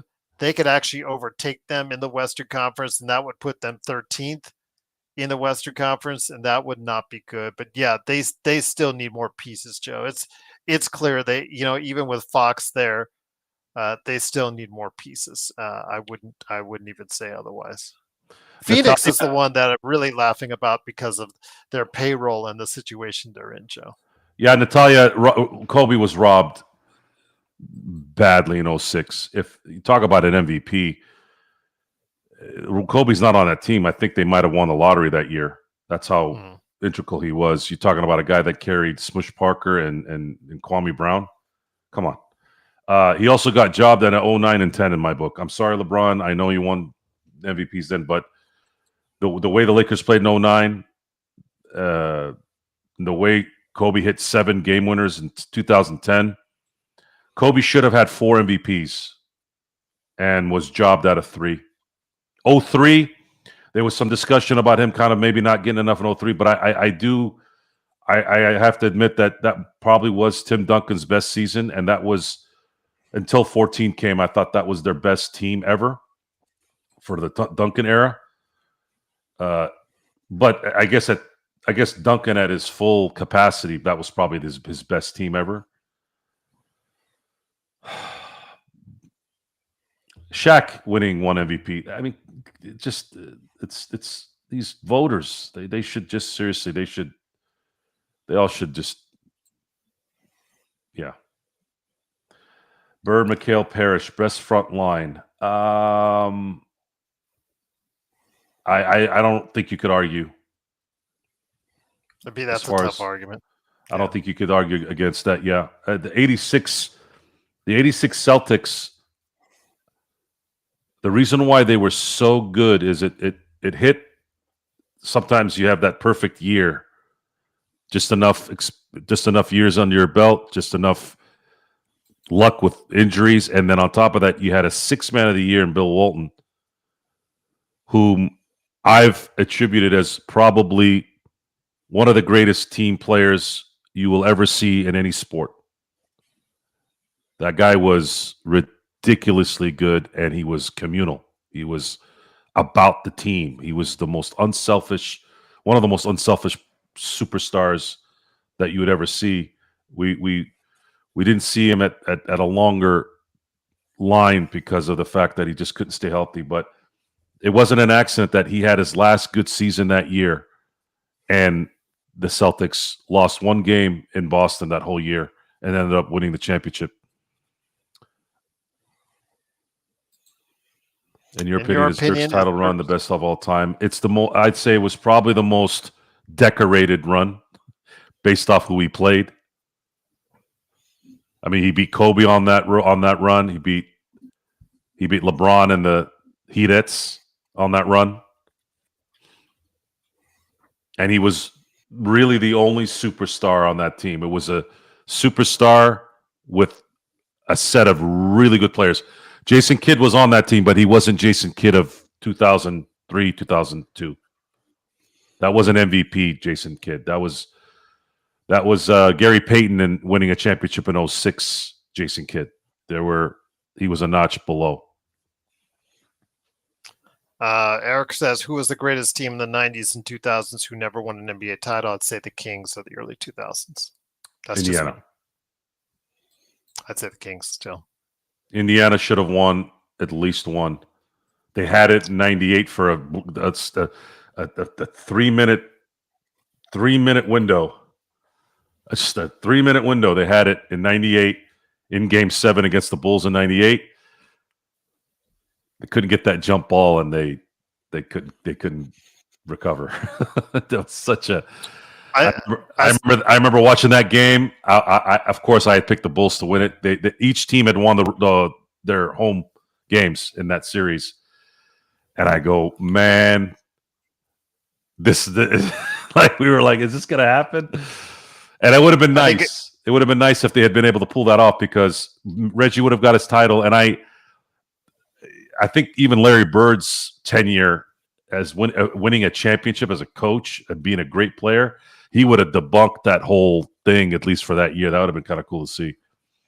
I think if the Kings built that team 3 years before the Lakers repeat or 3 years after the Lakers repeat, they would have at least won one, if not two, of those titles themselves. I think they were that good. Well, saying that you if this and if that, I don't know. I don't really base not winning on that. The thing is, they were the second best team of that era with the Lakers. They were the second best team in my opinion. You have to look at it as they were playing against the best teams at that time, and saying if they weren't there, I don't know. I think that's a cop out. I think the world champ. Well, I don't think it's a cop out, but I think it's at the NBA Finals were, for all intents and purposes, between Sacramento and the Lakers. Cooper retired when 1990. Johnny, he retired right after their early exit against Phoenix in that run. Pat Riley's last year with the Lakers too. I give you that, Thameless. Yeah, they were pretty stacked as well. I think Indiana should have won championships in the 90s and 2000. 2004 with the whole that Artest situation and how good their teams were then. Yeah, they should have won a championship. I think Kings were really good. Really, honestly, they were really only good for a couple of years, whereas Indiana was good from 1994 through 2000. Like that decade, they were a threat, but they just couldn't get over the hump. What player? Last one, Joe. What player deserved a title the most? Do you think it was AI? No, AI didn't put in enough work for me to say he deserved it. And I hate to say that because I do like AI. I thought he was a phenomenal talent. but he didn't put in the work. Same with Tracy McGrady. They lived off their talent, and then once their talent ran out, they hit the skids quick. Who deserved the title? Honestly, I think like John Stockton and Malone deserved one. Those guys put in the work. You can say Reggie too. Yeah, you could say Reggie too to a degree, but my first thought is, man, that Stockton Malone thing, those guys, they did put in the work. They're in it, game in, game out. They were in shape. They were beasts. I'd say that was probably the one. Those are the ones that definitely deserved it, if you want to say deserved. Patrick Ewing is another guy that you could throw in there too. But Patrick Ewing, I heard a lot of bad stuff about Patrick Ewing lately, about how he handled himself. Yeah, I mean, Nash. Yeah, I mean, yeah, sure. There's a lot. But I don't know. Nash. I think Stockton and Malone's careers are different if they win a title. I think Nash would have been the same either way. I don't know necessarily if it's. I agree with you on the Stockton Malone thing. I agree with you there. Yeah. See where Patrick could have cemented another scenario there was they were up 2-0 against the Bulls. They had them in 93. You can't lose up 2-0. And they did.